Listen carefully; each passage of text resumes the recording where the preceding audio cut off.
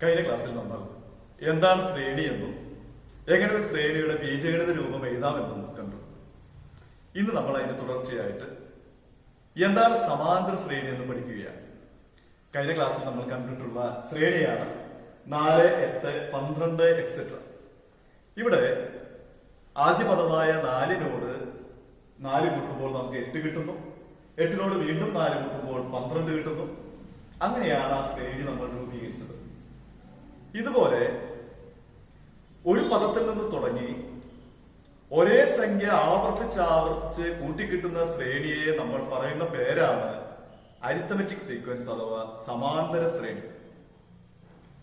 ഒരു സംഖ്യയിൽ നിന്ന് തുടങ്ങി ഒരേ സംഖ്യ തന്നെ വീണ്ടും വീണ്ടും കൂട്ടിക്കിട്ടുന്ന ശ്രേണിയെയാണ് നമ്മൾ സമാന്തര ശ്രേണി എന്ന് പറയുന്നത്. നമ്മൾ കഴിഞ്ഞ ക്ലാസ്സിൽ കണ്ട തീപ്പെട്ടിക്കൊള്ളികൾ കൊണ്ട് ത്രികോണങ്ങൾ ഉണ്ടാക്കിയ ചോദ്യം നമുക്ക് ഓർമ്മയുണ്ട്. അവിടെ നമുക്ക് കിട്ടിയ ശ്രേണി ഇതായിരുന്നു 3, 5, 7 എക്സെട്ര. ഇവിടെ നമുക്ക് കാണാം 3ൽ നിന്ന് തുടങ്ങുന്നു. ആദ്യത്തെ പദത്തിനോടുകൂടി 2 കൂട്ടുമ്പോൾ നമുക്ക് അടുത്ത സംഖ്യ 5 കിട്ടി. വീണ്ടും 2 കൂട്ടുമ്പോൾ അടുത്ത പദം 7 കിട്ടി. ഇങ്ങനെ തുടരുന്നു. It is also an arithmetic sequence. Here we adding 2 repeatedly to the first term 3. A sequence gone by starting with any number and adding a fixed number repeatedly is called an arithmetic sequence. നമ്മൾ അടുത്ത sequence നമുക്ക് കാണാം. 360, 360, 360 etcetera. ഒരു regular പോളിഗൺസിന്റെ outer ആംഗിൾസിന്റെ സമ്മാണ് 360, 360, 360. ഇത് ഒരു arithmetic sequence ആകുമോ? തീർച്ചയായിട്ടും ഇതൊരു അരിത്തമെറ്റിക് സീക്വൻസ് ആണ്. ഇവിടത്തെ ആദ്യ സംഖ്യയായ 360നോട് നമ്മൾ തുടർച്ചയായി കൂട്ടുന്ന സംഖ്യ 0ആണ്. 360നോട് 0 കൂട്ടുമ്പോൾ 360, വീണ്ടും 0 കൂട്ടുമ്പോൾ 360 എക്സെട്ര. ഇതും ഒരു സമാന്തര ശ്രേണിയാണ്. വികരണങ്ങളുടെ ശ്രേണി നമ്മൾ കണ്ടിരുന്നു. √2, 2√2, 3√2 എക്സെട്ര. ഇവിടെ കൂട്ടിപ്പോകുന്ന സംഖ്യ √2 ആണ്. √2നോട് √2 കൂട്ടുമ്പോൾ 2√2, വീണ്ടും √2 കൂട്ടുമ്പോൾ 3√2, അങ്ങനെ പോകുന്നു. ഇത് ഒരു റെഗുലർ പോളിഗണിന്റെ ആന്തരകോണുകളുടെ തുകയുടെ ശ്രേണിയായിരുന്നു. 150, 360, 540, എക്സെട്ര. അവിടെ നമ്മൾ തുടർച്ചയായിട്ട് കൂട്ടുന്ന സംഖ്യ 180 ഡിഗ്രിയാണ്. അപ്പോൾ ഇതെല്ലാം തന്നെ എന്താണ്? സമാന്തര ശ്രേണികളാണ്. മറ്റൊരു ശ്രേണി നമുക്ക് നോക്കാം. 10, 8, 6 എക്സെട്ര. ഇത് ഒരു സമാന്തര ശ്രേണിയാകുമോ? ഇവിടെ ആദ്യത്തെ പദം 10 ആണ്. 10നോട് കൂടി നമ്മൾ കൂട്ടുന്ന സംഖ്യ -2 ആണ്. 10നോട് കൂടി -2 കൂട്ടുമ്പോൾ നമുക്ക് 8 കിട്ടുന്നു. വീണ്ടും -2 കൂട്ടുമ്പോൾ 6 കിട്ടുന്നു. അങ്ങനെ പോകുന്നു. വേണമെങ്കിൽ നമുക്ക് മറ്റൊരു തരത്തിൽ പറയാം. 10ൽ നിന്ന് 2 കുറയ്ക്കുന്നു, വീണ്ടും 2 കുറയ്ക്കുന്നു. അങ്ങനെ ആ ശ്രേണി പോകുന്നു. അതും സമാന്തര ശ്രേണി ആണ്. ഇതിനെ നമുക്ക് മറ്റൊരു തരത്തിലും കൂടി പറയാം. ഇവിടെ നമുക്ക് ആദ്യത്തെ ശ്രേണി 4, 8, 12 ആണ് നമ്മൾ പറഞ്ഞത്. അവിടെ നമ്മൾ 8ൽ നിന്നും 4 കുറയ്ക്കുമ്പോൾ നമുക്ക് 4 കിട്ടും. 12ൽ നിന്നും 8 കുറച്ചാൽ 4 കിട്ടും. അതിലെ ഏത് തൊട്ടടുത്ത 2 പദങ്ങളുടെ വ്യത്യാസവും നമുക്ക് കിട്ടുക 4 ആണ്. ഒരു പദത്തിൽ നിന്നും തൊട്ടു പിറകിലെ പദം കുറച്ചാൽ കിട്ടുന്ന സംഖ്യ ഒരേ സംഖ്യയാണെങ്കിൽ നമ്മൾ ആ ശ്രേണിക്ക് പറയുന്ന പേരാണ് സമാന്തര ശ്രേണി. ആ ഒരു പദത്തിൽ നിന്നും തൊട്ടു പിറകിലെ പദം കുറച്ച് കിട്ടുമ്പോൾ കിട്ടുന്ന സ്ഥിര വ്യത്യാസത്തെ നമ്മൾ പറയും പൊതു വ്യത്യാസം. അപ്പോൾ നമ്മുടെ 4, 8, 12 എക്സെട്ര എന്ന ശ്രേണിയുടെ സമാന്തര ശ്രേണിയുടെ പൊതു വ്യത്യാസം എത്രയാണ്? 4 ആണ്. 3, 5, 7 എക്സെട്ര എന്ന ശ്രേണിയുടെ പൊതുവ്യത്യാസം 5ൽ നിന്ന് 3 കുറയ്ക്കുക, അല്ലെങ്കിൽ 7ൽ നിന്ന് 5 കുറയ്ക്കുക. കിട്ടുന്ന പൊതുവ്യത്യാസം നമുക്ക് എത്രയാണ്? 2 ആണ്. 360, 360, 360 എക്സെട്ര. ഇവിടെ we subtract 360 from 360 or 360 from 360, we get 0 as the common difference. √2, 2√2, 3√2 etcetera. ഇവിടെ നമ്മൾ കൂട്ടി പോകുന്ന സംഖ്യ √2 ആണ്. That is also an arithmetic sequence with common difference √2. നമ്മുടെ റെഗുലർ കോഡുകളുടെ ആന്തര കോഡുകളുടെ അളവുകളിലെ തുകകളാണ് 150, 360, 540 എക്സെട്ര. അതും ഒരു സമാന്തര ശ്രേണിയാണ്. ഇവിടെ ആദ്യത്തെ പദമായ 150നോട് പൊതുവ്യത്യാസമായ 150 കൂട്ടിക്കൊണ്ടുപോകുന്ന ശ്രേണിയാണ് നമുക്ക് ഇവിടെ ലഭിച്ചിട്ടുള്ളത്. ഇനി നമ്മൾ ചില ശ്രേണികൾ കൂടി കണ്ടിരുന്നു. ആ ശ്രേണികൾ കൂടി മാസ്റ്റർ എഴുതാം.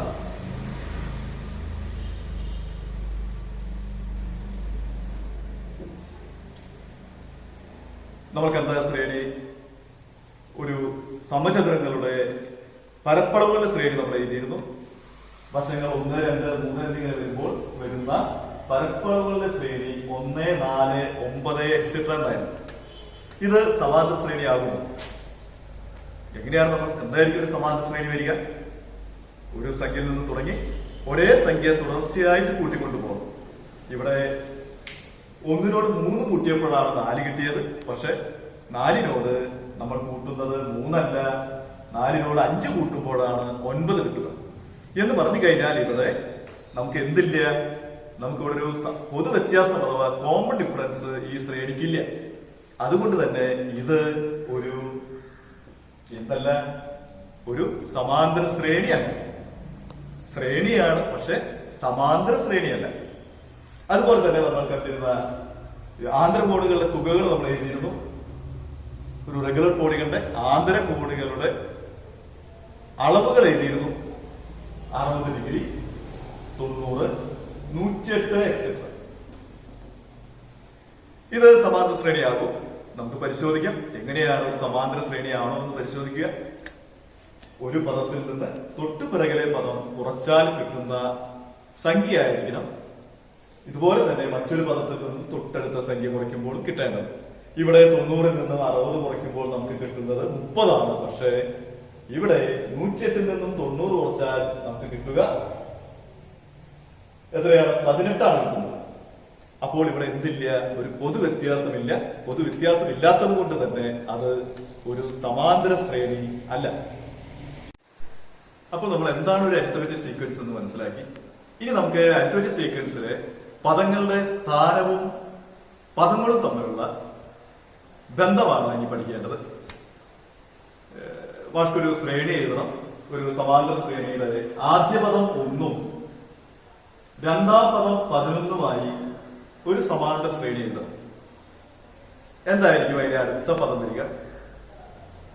ഇവിടത്തെ പൊതുവ്യത്യാസം എത്രയാണ്? 11ൽ നിന്നും 1 കുറച്ചതാണ് അവിടുത്തെ പൊതുവ്യത്യാസം. 11ൽ നിന്ന് 1 കുറയ്ക്കുമ്പോൾ 10 കിട്ടും. ആ ശ്രേണിയുടെ പൊതുവ്യത്യാസം 10 ആയതുകൊണ്ട് തന്നെ 11നോട് കൂടെ 10 കൂട്ടുമ്പോൾ 21 അടുത്ത പദം. 21നോട് 10 കൂട്ടുമ്പോൾ കിട്ടുന്ന 31 ആ ശ്രേണിയിലെ അടുത്ത പദം. ഇവിടെ നമുക്കൊന്ന് ശ്രദ്ധിക്കാം. 1നോട് കൂടി പൊതുവ്യത്യാസമായ 10 ഒരു തവണ കൂട്ടുമ്പോഴാണ് നമുക്ക് രണ്ടാമത്തെ പദം 11 കിട്ടുന്നത്. 1നോട് കൂടെ പൊതുവ്യത്യാസമായ 10 2 തവണ കൂട്ടുമ്പോഴാണ് നമുക്ക് മൂന്നാമത്തെ പദമായ 21 കിട്ടുന്നത്. 1നോട് കൂടെ പൊതുവ്യത്യാസമായ 10 3 തവണ കൂട്ടുമ്പോഴാണ് നമുക്ക് നാലാമത്തെ പദമായ 31 കിട്ടുന്നത്.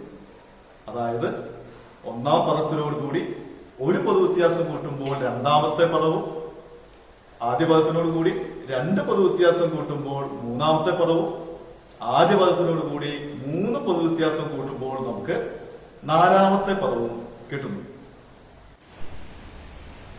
നമ്മളിവിടെ ആദ്യ പദത്തിനോട് കൂടി കോമൺ ഡിഫറൻസ് ഒരു വട്ടം കൂട്ടുമ്പോൾ നമുക്ക് കിട്ടുന്നത് രണ്ടാമത്തെ പദമാണ് x2.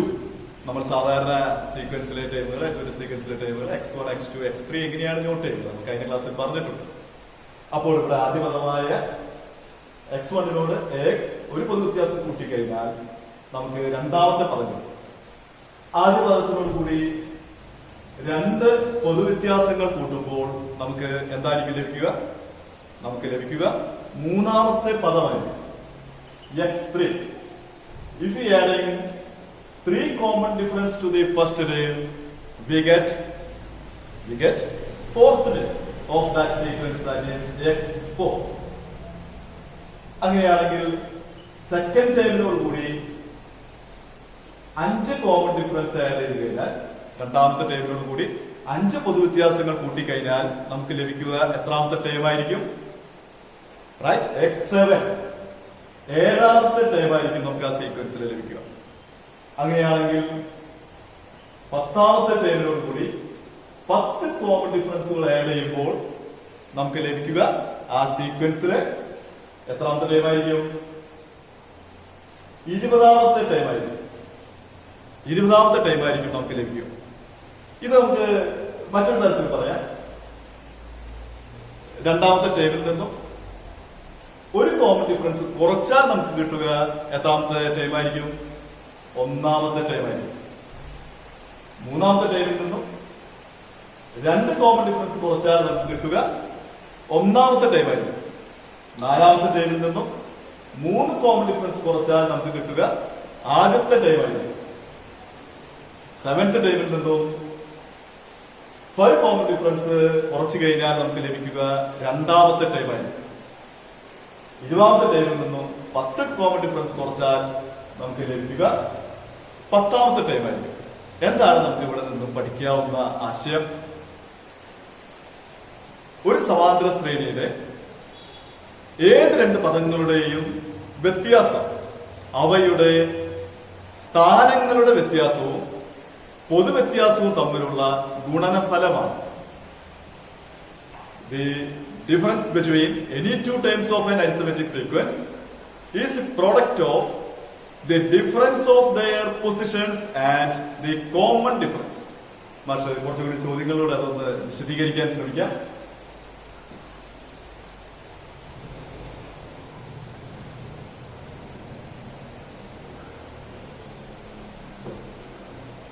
ചില ചോദ്യങ്ങൾ മാഷൂടെ എഴുതാം. 5ാമത്തെ ടേമിന്റെ കൂടെ 7 കോമൺ ഡിഫറൻസുകൾ കൂട്ടിക്കഴിഞ്ഞാൽ നമുക്ക് എത്രാമത്തെ ടേം ആയിരിക്കും ലഭിക്കുക? ആ സീക്വൻസിലെ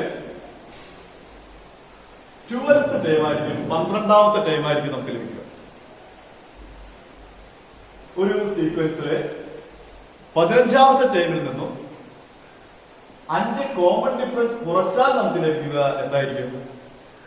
എത്രാമത്തെ ടൈം ആയിരിക്കും? 15ൽ നിന്നും 5 കോമൺ ഡിഫറൻസ് കുറച്ചാൽ നമുക്ക് ലഭിക്കുക ആ സീക്വൻസിലെ 10ാമത്തെ ടൈം ആയിരിക്കും. ഒരു സീക്വൻസിലെ 7th ടൈമിന്റെ കൂടെ 8 കോമൺ ഡിഫറൻസ് കൂട്ടിക്കഴിഞ്ഞാൽ നമുക്ക് ലഭിക്കുക എത്രാമത്തെ ടൈം ആയിരിക്കും? ആ സീക്വൻസിലെ 15ാമത്തെ ടൈം ആയിരിക്കും. ഒരു സീക്വൻസിന്റെ 100ാമത്തെ ടൈമിൽ നിന്നും 90 കോമൺ ഡിഫറൻസുകൾ കുറച്ചു കഴിഞ്ഞാൽ നമുക്ക് ലഭിക്കുക ആ സീക്വൻസിന്റെ എത്രാമത്തെ ടൈം ആയിരിക്കും? 10ാമത്തെ ടൈം ആയിരിക്കും.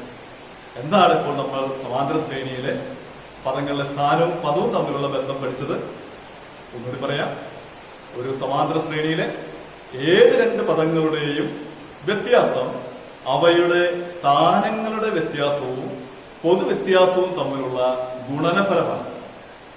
The difference between any two terms of an arithmetic sequence is a product of the difference of positions and their common difference.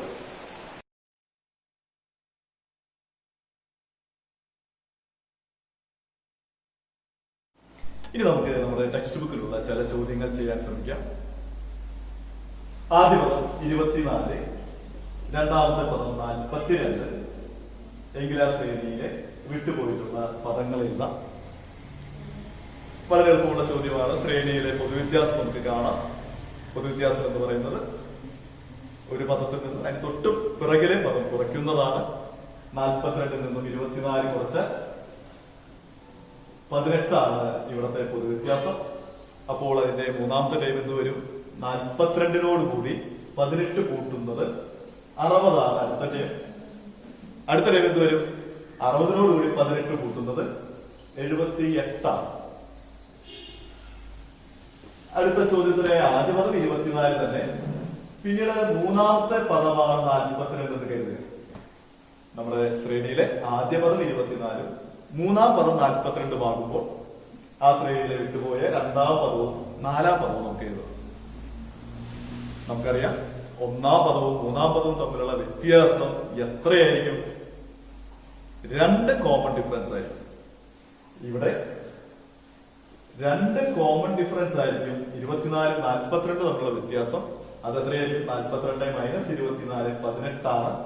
അപ്പോൾ ഈ ചോദ്യത്തിലെ കോമൺ ഡിഫറൻസ് എന്ന് പറയുന്നത് 18/2 9 ആണ്. അപ്പൊ നമ്മുടെ ആദ്യ പദം 24 ആണ്. അടുത്ത പദം 24 9 കൂടുന്നു 33. അടുത്ത പദം 33 പ്ലസ് 9 42. അടുത്ത പദം 42 പ്ലസ് 9 51. ഒരു ചോദ്യം കൂടി ആവാം. ആദ്യ പദം 24 തന്നെ, രണ്ടാമത്തെ പദം തന്നിട്ടില്ല, മൂന്നാമത്തെ പദം തന്നിട്ടില്ല, നാലാമത്തെ പദമാണ് 42. എങ്കിൽ നമുക്ക് രണ്ടാമത്തെ പദവും മൂന്നാമത്തെ പദവും കാണണം. ഒന്നാമത്തെ പദവും നാലാമത്തെ പദവും തമ്മിലുള്ള വ്യത്യാസം എന്തായിരിക്കും? The difference between the first and fourth term is 3a. Here 3a is equal to 18. Therefore a is equal to 18/3 6. അപ്പോൾ എന്തായിരിക്കും നമ്മുടെ സീക്വൻസ് വരിക? 24 കൂടെ 6 കൂടുന്നു, സെക്കൻഡ് ടൈം ഇസ് 30. ദെൻ അടുത്ത ടൈം എന്ത് വരും? 30 കൂടെ 6 കൂടുന്നു 36. Then next time 42. ഇനി നമുക്ക് ടെക്സ്റ്റിൽ നമ്മൾ കണ്ടിട്ടുള്ള അടുത്ത ചോദ്യം കാണാം. ഒരു അരിത്മെറ്റിക് സീക്വൻസിന്റെ മൂന്നാമത്തെ term 34. The third term of an arithmetic sequence is 34. And അതേ സീക്വൻസിന്റെ തന്നെ ആറാമത്തെ ടേം 67 ആണ്. Sixth term is 67. We have to find the 25th term. ആ സീക്വൻസിലെ 25ാമത്തെ ടേം കാണാം. ചോദ്യം ഒന്നുകൂടി മാഷ് പറയാം. ഒരു അരിത്മെറ്റിക് സീക്വൻസിലെ മൂന്നാമത്തെ ടേം 34, ആറാമത്തെ ടേം 67 ആണെങ്കിൽ ആ സീക്വൻസിന്റെ തന്നെ 25ാമത്തെ ടേം നമുക്ക് കാണണം. നമുക്കറിയാം തേർഡ് ടേമും സിക്സ്ത് ടേമും തമ്മിലുള്ള ഡിഫറൻസ് എത്രയായിരിക്കും? 3 കോമൺ ഡിഫറൻസ് ആയിരിക്കും. 3a is equal to 67 minus 34. അത് 67 മൈനസ് 34 33 ആണ്. അപ്പോൾ നമ്മുടെ ചോദ്യത്തിലെ കോമൺ ഡിഫറൻസ് എത്രയായിരിക്കും? a is equal to 33/3 ആണ്, 11. അപ്പൊ നമ്മുടെ കോമൺ ഡിഫറൻസ് 11 ആണ്. ഇനി നമുക്ക് കാണേണ്ടത് 25ാമത്തെ ടേമാണ്. മൂന്നാമത്തെ ടേമിന്റെ കൂടെ എത്ര കൂട്ടിയാലാണ് നമുക്ക് 25ാമത്തെ ടേം കിട്ടുക? മൂന്നാമത്തെ ടേമിന്റെ കൂടെ എന്ത് കൂട്ടിയാലാണ് 25ാമത്തെ ടേം കിട്ടുക? x3 plus x25. ആലോചിക്കുക. 25ാമത്തെ ടേം നമുക്ക് കിട്ടണമെങ്കിൽ മൂന്നാമത്തെ ടേമിന്റെ കൂടെ നമ്മൾ എന്ത് കൂട്ടണം? ശരിയാണ്, കൂട്ടേണ്ടത് 22 കോമൺ ഡിഫറൻസുകൾ കൂട്ടണം. അപ്പോൾ നമ്മുടെ ചോദ്യത്തിൽ മൂന്നാമത്തെ ടേം നമുക്കറിയാം 34 ആണ്. 34 പ്ലസ് 22 ഇൻറ്റു കോമൺ ഡിഫറൻസ് എത്രയാണ്? 11 ആണ്. ഇത് കൂട്ടുമ്പോഴാണ് നമുക്ക് എന്ത് കിട്ടുക? ഈ സീക്വൻസിലെ 25ാമത്തെ ടേം കിട്ടും. 22 ഇൻറ്റു 11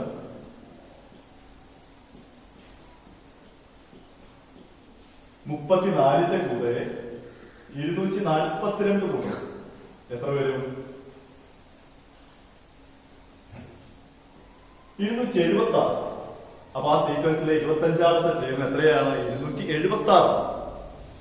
അതല്ലെങ്കിൽ നമുക്ക് എങ്ങനെ കാണാം? ആറാമത്തെ ടേം വെച്ചൊന്ന് പറഞ്ഞു നോക്കൂ. ആറാമത്തെ ടേമിന്റെ കൂടെ എത്ര കൂട്ടുമ്പോഴായിരിക്കും നമുക്ക് ആ സീക്വൻസിൽ 25ാമത്തെ ടേം കിട്ടുക? ആറാമത്തെ ടേമിന്റെ കൂടെ എത്ര കോമൺ ഡിഫറൻസുകൾ കൂട്ടണം? 19 കോമൺ ഡിഫറൻസുകൾ കൂട്ടണം. 19 കോമൺ ഡിഫറൻസുകൾ കൂട്ടുമ്പോൾ നമുക്ക് എന്ത് കിട്ടും? 25ാമത്തെ ടേം കിട്ടും. നിങ്ങൾ ആറാമത്തെ ടേമായ 67ന്റെ കൂടെ 19 ഇൻറ്റു 11 19 കോമൺ ഡിഫറൻസുകൾ കൂട്ടി നോക്കുക. നമുക്ക് ലഭിക്കേണ്ടത് എത്ര തന്നെയായിരിക്കണം? 276 തന്നെയായിരിക്കണം. ടെക്സ്റ്റ് ബുക്കിൽ അനവധി ചോദ്യങ്ങൾ ഇത് ബേസ് ചെയ്തുള്ള ചോദ്യങ്ങൾ കാണാം. അതെല്ലാം നിങ്ങൾ ചെയ്തു നോക്കണം. ഈ ഭാഗത്തു നിന്ന് നമുക്ക് SLC പരീക്ഷയിൽ സാധാരണയായി കാണുന്ന ഒരു ചെറിയ മാർക്കിന്റെ ചോദ്യമുണ്ട്. അതും കൂടി മാസ്റ്റർ പറയാം. 3 7 എക്സെട്ര 11 എക്സെട്ര എന്നിങ്ങനെ വ്യത്യസ്തമായ ശ്രേണികളിലെ ഒരു ടേം ആകുമ്പോൾ ഒരു പദമാകുമ്പോൾ 100 ഈ രീതിയിലാണ് ചോദ്യം വരിക. 3, 7, 11 എക്സെട്ര എന്ന ശ്രേണിയിൽ ഒരു പദമാണോ 100? എങ്ങനെയാണ് അത് പരിശോധിക്കുക? നമ്മളിന്ന് പഠിച്ച പ്രധാനപ്പെട്ട ആശയം എന്തായിരുന്നു? ഒരു സമാന്തര ശ്രേണിയിലെ ഏത് രണ്ട് പദങ്ങളുടെ വ്യത്യാസത്തെയും നമുക്ക് എന്തുകൊണ്ട് പൂർണ്ണമായി ഹരിക്കാൻ സാധിക്കണം? ആ ശ്രേണിയുടെ പൊതു വ്യത്യാസം കൊണ്ട് ഹരിക്കാൻ സാധിക്കണം. അപ്പോൾ നമ്മളിവിടെ 100 ഈ സീക്വൻസിലെ ഒരു ടേം ആണോ എന്ന് നോക്കുവാൻ വേണ്ടി നോക്കേണ്ടത് 100ൽ നിന്നും ഏതെങ്കിലും ഒരു പദം കുറച്ച് കിട്ടുന്ന വ്യത്യാസത്തെ നമുക്ക് ആ സീക്വൻസിന്റെ പൊതുവ്യത്യാസമായ 4 കൊണ്ട് ഹരിക്കാനായിട്ട് പറ്റണം. ഇവിടെ 100ൽ നിന്നും ആദ്യ പദമായ 3 കുറയ്ക്കുന്നതെങ്കിൽ 100 - 3 നമുക്ക് ആ സീക്വൻസിന്റെ പൊതുവ്യത്യാസമായ 4 കൊണ്ട് പൂർണ്ണമായി ഹരിക്കാൻ സാധിച്ചാലാണ് 100 ആ സീക്വൻസിലെ ഒരു പദമായിട്ട് മാറുക. ഇവിടെ 100 - 3 97 ആണ്. 97 നമുക്ക് 4 കൊണ്ട് പൂർണ്ണമായി ഹരിക്കാൻ സാധിക്കുകയില്ല. അതുകൊണ്ട് തന്നെ 100 നമ്മുടെ ഈ സീക്വൻസിലെ ഒരു പദം അല്ല. ഇതുപോലെ തന്നെ വരാനുള്ള മറ്റൊരു ചോദ്യമാണ് 3, 7, 11 എക്സെട്ര എന്ന ശ്രേണിയിലെ ഏതെങ്കിലും രണ്ട് ടേമുകളുടെ വ്യത്യാസം 100 ആകുന്നു. Can the difference of any two terms of this sequence is 100? രണ്ട് ചോദ്യങ്ങൾ മാറ്റമുണ്ട്. ആദ്യത്തെ ചോദ്യം എന്തായിരുന്നു? 100 ആ സീക്വൻസിലെ ഒരു ടേം ആകുന്നു. ഇപ്പോൾ നമ്മൾ കാണുന്ന ചോദ്യം അതല്ല. ഈ സീക്വൻസിലെ ഏതെങ്കിലും രണ്ട് പദങ്ങൾ തമ്മിലുള്ള വ്യത്യാസം 100 ആകും. ഇങ്ങനെ തന്നെയാണ് നമ്മൾ എങ്ങനെയാണ് അതിന് ഉത്തരം കാണേണ്ടത്? ആ സീക്വൻസിലെ ഏത് രണ്ട് ടേമുകളുടെയും വ്യത്യാസത്തെ നമുക്ക് എന്തുകൊണ്ട് ഡിവൈഡ് ചെയ്യാൻ പറ്റണം? കോമൺ ഡിഫറൻസ് കൊണ്ട് ഡിവൈഡ് ചെയ്യാൻ പറ്റണം. ഇവിടെ അവർ തന്നിട്ടുള്ള വ്യത്യാസം 100 ആണ്. 100നെ നമുക്ക് ആ സീക്വൻസിന്റെ കോമൺ ഡിഫറൻസ് ആയ 4 കൊണ്ട് ഡിവിഷൻ ചെയ്യാൻ പറ്റിയാൽ 100 എന്നുള്ള സംഖ്യ ആ സീക്വൻസിലെ ഏതെങ്കിലും രണ്ട് ടേമുകളുടെ വ്യത്യാസമായിട്ട് മാറും. 100നെ നമുക്ക് 4 കൊണ്ട് ഡിവിഷൻ ചെയ്യാൻ പറ്റും. അതുകൊണ്ട് തന്നെ 100 എന്ന സംഖ്യ ഈ സീക്വൻസിലെ ഏതെങ്കിലും രണ്ട് പദങ്ങൾ തമ്മിലുള്ള വ്യത്യാസമായിട്ട് വരും. നമുക്കൊരു ചതുരം തന്നിരിക്കുന്നു. ഈ ചതുരത്തിലെ അറ്റത്തുള്ള സംഖ്യ നമുക്ക് തന്നിട്ടുണ്ട് 1, 5, 9, 17. ഈ ചതുരത്തിലെ വിട്ടുപോയ സംഖ്യകൾ നമുക്ക് പൂർത്തീകരിക്കണം. ഒറ്റ നിബന്ധനയേ ഉള്ളൂ. വലിയ നിരയുമായിട്ട് നമ്മൾ എഴുതുന്ന സംഖ്യകൾ ഒരു സമാന്തര ശ്രേണി പൂർത്തീകരിക്കണം. അതിന് പറ്റുന്ന രീതിയിലായിരിക്കണം നമ്മൾ വിട്ടുപോയിട്ടുള്ള സംഖ്യകൾ എഴുതേണ്ടത്. നമ്മൾ നോക്കാം. ഇവിടെ 1 ആദ്യത്തെ പദം, മൂന്നാമത്തെ പദം 5. ഈ പദങ്ങൾ തമ്മിലുള്ള വ്യത്യാസം എത്രയായിരിക്കും? 2 പൊതുവ്യത്യാസമായിരിക്കും. 2 പൊതുവ്യത്യാസം ഇവിടെ എത്രയായിരിക്കും? 5ൽ നിന്ന് 1 കുറയ്ക്കുന്നത് 4 ആയിരിക്കും. അപ്പോൾ ഇവിടെ പൊതുവ്യത്യാസം 4/2 എന്ത് കിട്ടും? 2 കിട്ടും. അപ്പൊ ആദ്യ പദം 1 ആയതുകൊണ്ട് അടുത്ത പദം 3 ആയിരിക്കും. ഇതേപോലെ ഇവിടെ ഈ ഒന്നാമത്തെ പദം, രണ്ടാമത്തെ പദം, മൂന്നാമത്തെ പദം അവർ തമ്മിലുള്ള വ്യത്യാസം 2 പൊതുവ്യത്യാസം തന്നെയായിരിക്കും. ഇവിടെ 9 നെറ്റ് കുറയ്ക്കും, 1 കുറയ്ക്കുമ്പോൾ 8 ആണ്. അപ്പോൾ ഇവിടെ പൊതുവ്യത്യാസം 4 ആണ്. അപ്പോൾ അടുത്ത പദം 1നോടുകൂടി 4 കൂട്ടുന്നതാണ്. എത്രയാണ്? 5. ഇവിടെ നമുക്ക് കാണാം 2 പൊതുവ്യത്യാസം സമമാണ്. 17ൽ നിന്ന് 9 കുറയ്ക്കുന്നത് 8 തന്നെയാണ്. A സമം 8/2 എത്രയാണ്? 4. 9നോട് 4 കൂട്ടുമ്പോൾ നമുക്ക് 13 കിട്ടും. 13 4 17 ആണ്. ഇവിടെ 5ഉം 17ഉമാണ് നമുക്ക് തമ്മിലുള്ള പദങ്ങൾ. 2A സമം 5ഉം 17ഉം തമ്മിലുള്ള വ്യത്യാസം 17ൽ നിന്ന് 5 കുറച്ചാൽ 12 ആണ്. അപ്പോൾ ഇവിടെ പൊതുവ്യത്യാസം 6. 5ന്റെ കൂടെ 6 കൂട്ടുമ്പോൾ 11, 11ഉം 6ഉം 17. ഇവിടെയും പൊതുവ്യത്യാസം 2 തമ്മിലുള്ള വ്യത്യാസങ്ങൾ 2 പൊതുവ്യത്യാസമാണ്. 2A സമം 11ൽ നിന്നും 5 കുറയ്ക്കുമ്പോൾ 6 കിട്ടുന്നു. A സമം 6/2 3. 5ന്റെ കൂടെ 3 കൂട്ടുമ്പോൾ 8 കിട്ടും. ഇതിനെ തുടർച്ചയായി മാസ്റ്റർ ഒരു ചോദ്യം കൂടി തരുന്നു. നമ്മളിപ്പോൾ കണ്ട ചതുരം പോലെ തന്നെ മറ്റൊരു ചതുരം തരുന്നു.